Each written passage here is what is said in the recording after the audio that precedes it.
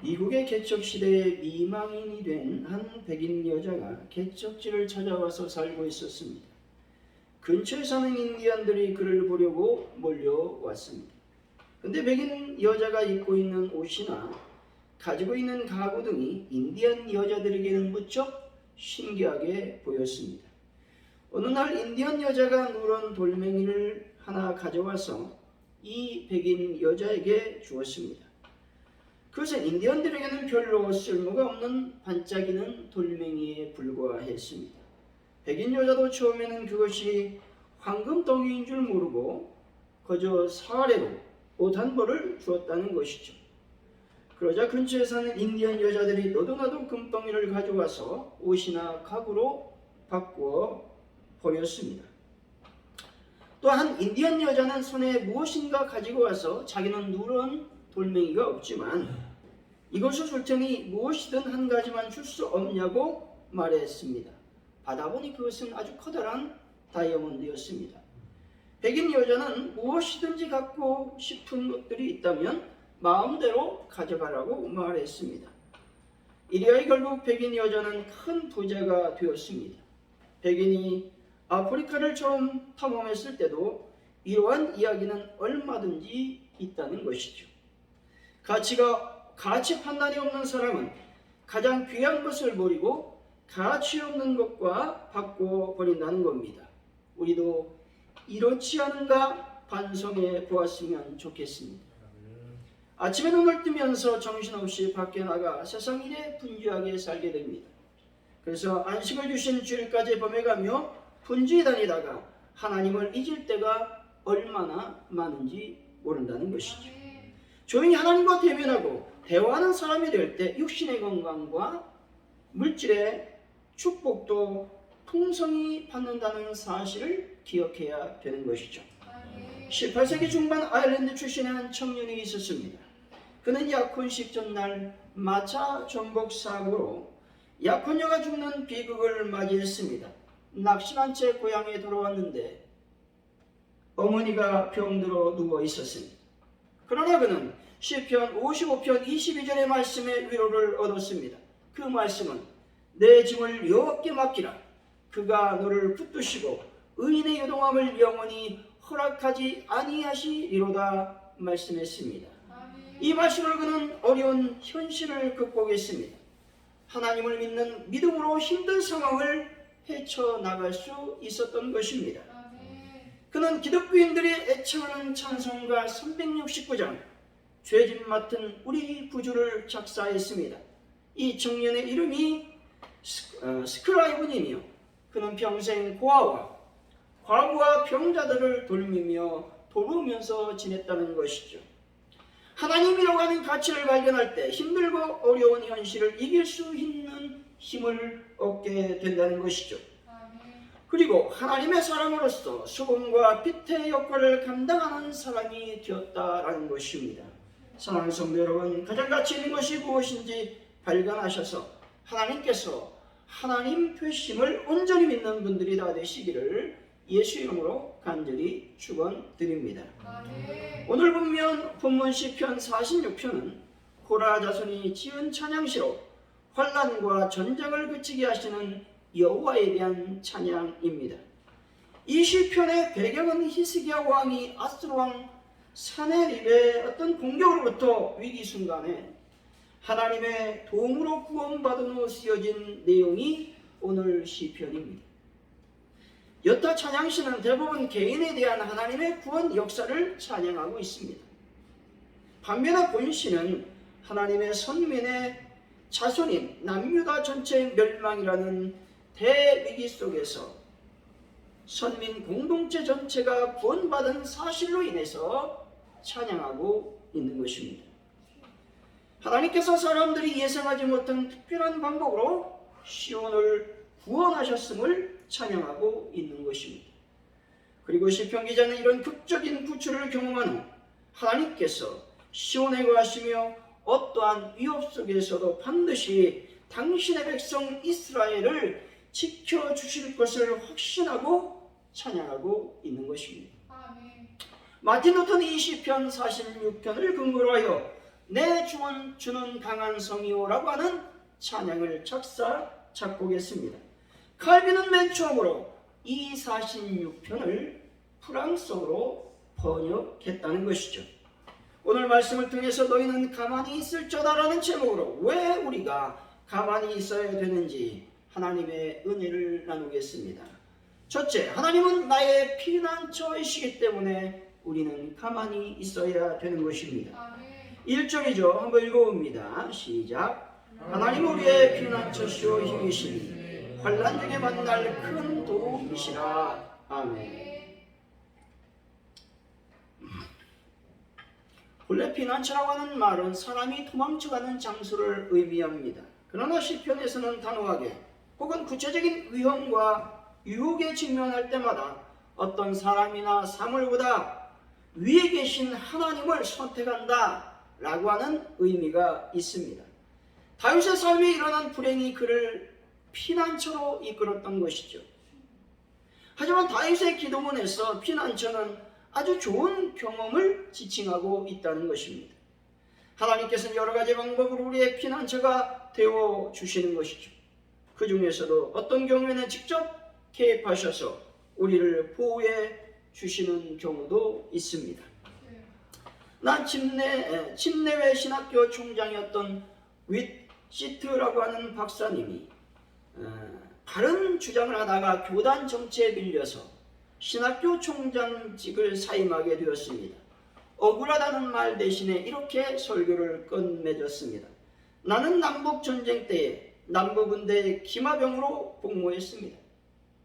밤중에 적진의 정보를 수집해 가지고 오다가 적군의 기마부대가 달려오는 소리를 듣고 칠흑 같은 숲으로 재빨리 숨어 위기를 모면했습니다. 몰아치는 비바람과 칠흑 같은 어둠이 나를 숨겨 주었습니다. 이것은 하나님이 나를 보호해 주신 것입니다. 이와 같이 하나님께서 우리를 자랑스럽게 피신시키기도 하시고 수치스러운 방법으로 피할 길을 주시기도 하신다는 겁니다. 뿐만 아니라 평범하게 피신시키기도 하신다는 겁니다. 시인은 이스라엘의 어떤 상황에서 하나님께서 피난처가 되었다고 말씀하고 있는 것입니까? 2절이죠. 한번 읽어봅니다. 시작. 그러므로 땅이 변하는지 산이 흔들려 바다 가운데 빠지든지. 아멘. 여기서 땅이 변한다라는 것은 지금 현재의 안정된 상태로부터 벗어나 환란과 지진으로 혼돈된 상태를 말하고 있는 것입니다.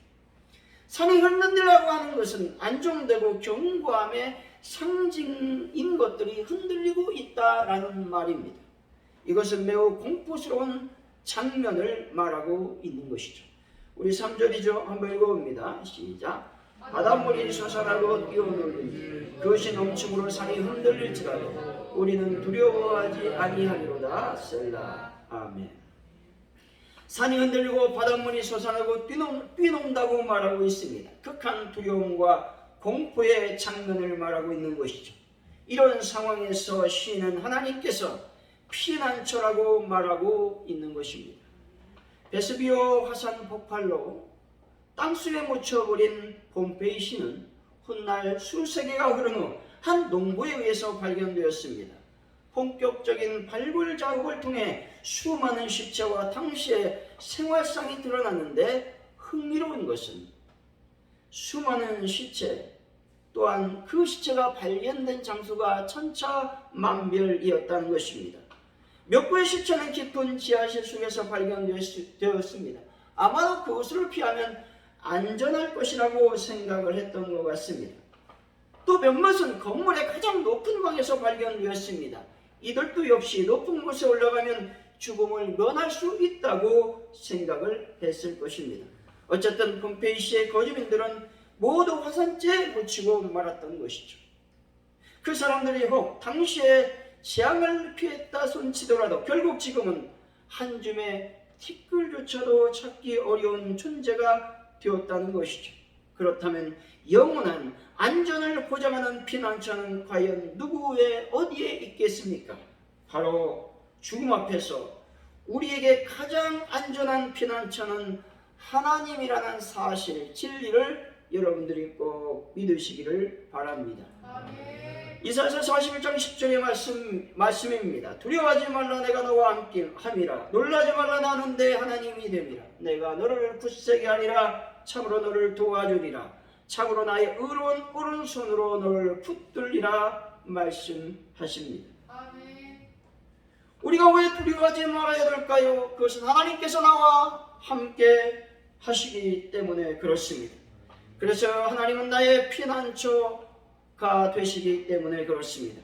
우리가 놀라지 말아야 될 이유는 과연 무엇이겠습니까? 그것은 내가 믿고 있는 하나님께서 내 하나님이 되시기 때문에 그렇습니다. 아멘. 폭풍이 심할 때는 배를 어느 한 곳에 단단히 붙들어 매두어야 합니다. 우리 인생은 살면서 걷잡을 수 없는 폭풍을 만날 때가 있습니다. 그럴 때 우리는 하나님께 단단히 묶여 있어야 되는 것입니다. 아멘. 하나님께 묶여 있는 한 그 어떤 폭풍도 여러분들을 넘어뜨리지 못할 것입니다. 왜냐하면 하나님은 나의 피난처시요 요새이시기 때문에 그렇습니다. 아멘. 하나님은 여러분들의 사냥꾼의 올무에서와 극한 연명에서 건지실 것이기 때문에 그렇습니다. 여러분들은 어려움에서 헤어나지 못할 것이라고 생각하고 계십니까? 그렇다면 여러분의 마음을 주님께 집중시키시기 바랍니다. 주님은 나를 사랑하심을 여러분이 믿으시기 바랍니다. 7절이죠. 한번 읽어봅니다. 시작. 만군의 여호와께서 우리와 함께 하시니 야곱의 하나님 우리의 피난처시로다. 셀라. 아멘. 만군의 여호와는 하늘과 땅의 모든 군대를 창조하셨다고 말씀하고 있습니다. 만군의 여호와께 순종하면 위대한 왕이신 하나님께서 능력을 베풀어 주신다는 겁니다. 만군의 여호와께서 야곱의 하나님이십니다. 이 말씀은 천지 만물을 창조하신 능력의 하나님께서 야곱의 하나님이셨던 것과 같이 나의 하나님이 되신다라는 말씀입니다. 아브라함에게, 야곱에게, 그리고 이삭에게 언약하셨던 그 하나님께서 이제는 나에게 언약해 주셨음을 말씀하고 있습니다. 만군의 하나님께서 나의 하나님이 되시니 환난 중에 만날 나의 피난처가 되시는 것입니다. 아멘. 때문에 우리는 피난처이신 하나님만을 믿고 가만히 있어 하나님 되심을 바라보아야 되는 것입니다. 아멘. 사랑하는 성도 여러분, 피난처 되시는 만군의 여호와께서 여러분들의 피난처 되심을 굳게 믿으시고 어떤 일을 만나도 담대하시고 두려워하지 마시기를 예수 이름으로 간절히 축원드립니다. 아멘. 둘째, 하나님은 나의 가장 안전한 평화이시기 때문에 가만히 있어야 되는 것입니다. 4절이죠. 한번 읽어봅니다. 시작. 한 시내가 있어 나뉘려 흘러 하나님의 성 곧 지존하신 이의 성소를 기쁘게 하도다. 아멘. 여기서 시내라고 하는 말은 평온하고 고요한 이미지로서 아주 평화로운 분위기를 말하고 있습니다. 2절과 3절과는 완전히 대조를 이루고 있죠. 시인은 극적인 조난을 통해 두렵게 하는 현실 가운데서도 하나님의 백성들의 안전과 평화를 나타내고 있는 것입니다. 다시 말해 예루살렘의 하나님의 백성들은 분명 극심한 환난과 위기 가운데서도 평화를 누리고 있음을 말하고 있는 것입니다. 한 시내라고 하는 말은 생명의 근원이 되시는 하나님으로부터 나오는 생명의 물줄기라고 할 수가 있습니다. 하나님으로부터 나오는 이 생명의 물줄기를 다른 말로 말하면 하나님의 주시는 온갖 복되고 좋은 것들을 말씀드릴 수가 있습니다. 이 생명의 물줄기가 어디로 흐른다고 말하고 있습니까? 하나님의 성, 곧 지극히 높으신 자의 장막의 성이라고 말하고 있습니다. 다시 말해 하나님의 백성은 하나님의 은혜로 인하여 환난 가운데서도 안전하게 보존되며 그로 인하여 두려워하지 않고 평안함을 누리게 된다라는 것이죠. 세상은 요동합니다. 두려움과 공포에 사로잡혀 떨 수밖에 없는 것이 현실이죠. 그럼에도 불구하고 시인은 두려워 아니한다고 말하고 있습니다. 왜냐하면 그런 상황 가운데서 하나님의 은총이 우리들에게 부어질 것이기 때문에 그렇습니다. 어느 청년이 인생에 가장 필요한, 즉 가치 있는 것이 무엇인가 적어보기로 마음을 먹었습니다. 그는 먼저 명성, 재산 이런 것들을 가치관으로 적었습니다. 얼마 후에는 건강을 첨가시켰습니다. 그리고는 이제야 완벽하다 생각을 하고 스승에게 나의 가치관이 이것입니다 라고 보여주었습니다. 그러자 그 스승이 머리를 흔들면서 이렇게 말했습니다. 아니야, 자네 인생에 가장 필요한 것이 무엇인지 알고 있나? 자네는 그것을 잊고 있어. 그것은 바로 마음의 평화지. 자네에게 마음의 평화가 없다면 명예나 재산, 건강이 무슨 소용이 있겠나? 라고 말했다는 것이죠. 유대인들의 인사말에 샬롬이라는 말이 있습니다. 평화라는 뜻보다 더 깊은 의미가 있는 말이죠. 샬롬은 개인이나 공동체 생활에서 정신적, 육체적, 물질적으로 완전한 이상적 충족 상태를 말합니다. 다시 말해 하나님이 임재하신 결과로 나타난 충만한 마음으로 완전한 평안의 상태를 말하고 있는 것이죠. 이 말은 예수님 살아계실 당시에도 썼던 말이기도 한 것이죠. 요한복음 14장 27절의 말씀입니다. 평안을 끼치노니 곧 나의 평안을 너에게 주노라. 내게 주는 것은 세상이 주는 것 같지 아니하리라. 너는 마음에 근심하지도 말고 두려워하지도 말라 말씀합니다. 세상이 주는 것은 조급함이지요, 피곤함입니다. 두려운 공포일 것입니다. 하지만 하나님 우리에게 세상의 욕심, 세상의 욕망, 그리고 육적인 안목과 자랑을 주시지 않습니다. 다만 하나님은 우리에게 완전한 평안을 허락해 주신다라는 것이죠. 우리 5절이죠. 한번 읽어봅니다. 시작. 하나님의 그 성도에 계심에 성이 흔들리지 아니할 것이다. 새벽에 하나님이 도우시리로다. 아멘. 우리가 왜 평안히 하나님 품에 거할 수 있겠습니까? 바로 하나님 곁에 하나님 품에 있게 된다면 우리가 머물고 있는 그곳은 흔들리지 않기 때문에 그렇습니다. 혹 우리가 머무는 곳이 흔들린다 할지라도 하나님께서 계시는 곳이 가장 안전한 곳이기 때문에 그렇습니다. 사랑하는 성도 여러분, 가만히 있어 하나님의 평안한 품에 안겨 언제나 평화로운 삶을 살아가는 귀한 분들이 되시기를 예수 이름으로 간절히 축원드립니다. 셋째, 우리가 왜 가만히 있어야 되겠습니까? 하나님께서 함께 하시기 때문에 그렇습니다. 우리 11절 말씀이죠. 우리 한번 읽어봅니다. 시작. 만군의 여호와께서 우리와 함께 하시니 야곱의 하나님 우리의 피난처이시로다. 셀라. 아멘. 하나님께서 여러분들과 함께 계심을 믿으시기 바랍니다. 하나님은 반드시 여러분과 함께 하십니다. 마태복음 28장 20절 중반절, 내가 세상 끝날까지 너희와 항상 함께 있으리라 하시니라 말씀합니다. 하나님은 우리와 언제까지 함께 하신다고 말씀합니까? 바로 세상 끝날까지 우리와 함께 하신다고 말씀하고 있습니다. 어떤 분이 경험한 이야기인데, 작은 목공소에서 목수와 이야기를 나누고 있었습니다. 목공소에 들어가 목수와 이야기하던 중에 이분이 목수에게 질문합니다. 여기 일하는 사람이 모두 몇 명입니까? 라고 물었습니다. 그랬더니 목수가 이야기합니다. 2명입니다. 아무리 둘러봐도 이 목수 1명인데 이분은 굳이 2명이라고 얘기하는 것입니다. 그랬더니 이 목수가 웃으면서 손끝을 하늘로 가리키면서 말합니다. 하나님과 내가 여기서 함께 일하고 있습니다. 하나님은 나무를 만드시고 나는 침대를 만들고 있습니다. 라고 말했다는 것이죠. 이 목수는 비록 시골에서 목수로 일하고 있지만 하나님께서 자신과 함께 있다는 그 사실을 결코 잊지 않았다는 것이죠. 그래서 늘 매일 하나님의 은혜를 감사하며 살아가고 자신의 일을 할 수 있었다는 것입니다.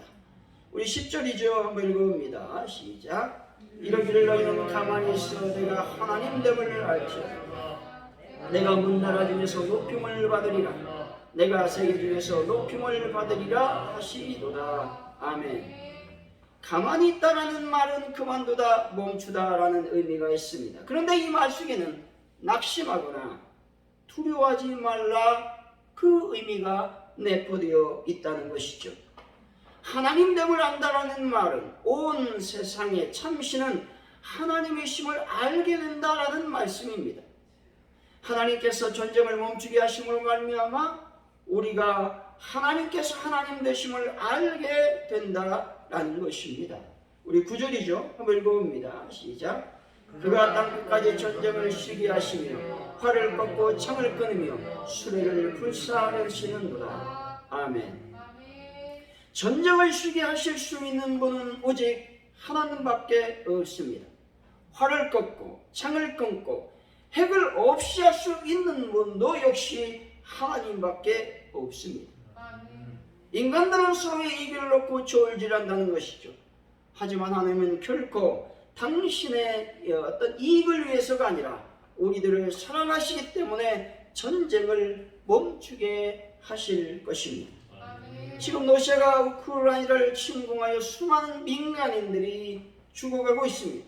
근데 소망 있는 것은 전쟁의 참상 속에서도 거리에 나와 무릎을 꿇고 기도하는 사람들의 영상들이 유튜브에 계속 올라오고 있다는 것이죠. 그들은 온 세계의 전쟁이 그치고 평화가 오게 해달라고 기도 요청을 하고 있는 것이죠. 하나님을 방패 삼고 피난처 삼는 백성들에게는 하나님께서 전쟁을 그치고 참 평화를 허락해 주실 줄로 믿습니다. 완전한 참 평화의 완성은 영원한 하늘나라인 것도 여러분들이 꼭 믿으시기를 바랍니다. 결론적으로 말하면 우리가 가만히 있어야 되는 이유는 하나님께서 나의 피난처가 되시고 하나님께서 나의 가장 안전한 곳이기 때문에 그렇습니다. 또한 하나님께서 함께 하시니 우리가 가만히 있어야 되는 겁니다. 사랑하는 성도 여러분, 하나님께서 하나님 되심을 믿으시고 잠잠히 하나님의 구원을 바라보는 귀한 분들이 되시기를 예수 이름으로 간절히 축원드립니다. 기도합니다. 하나님 아버지 감사합니다. 오늘도 주님의 귀한 말씀을 들었습니다. 우리가 가만히 있어 하나님께서 하나님 되심을 바라볼 수 있도록 인도하여 주옵소서. 그래서 한 주간 살면서 믿음이 더 굳건해지는 삶을 살게 하여 주옵소서. 감사합니다. 예수님의 이름으로 기도하옵나이다. 아멘.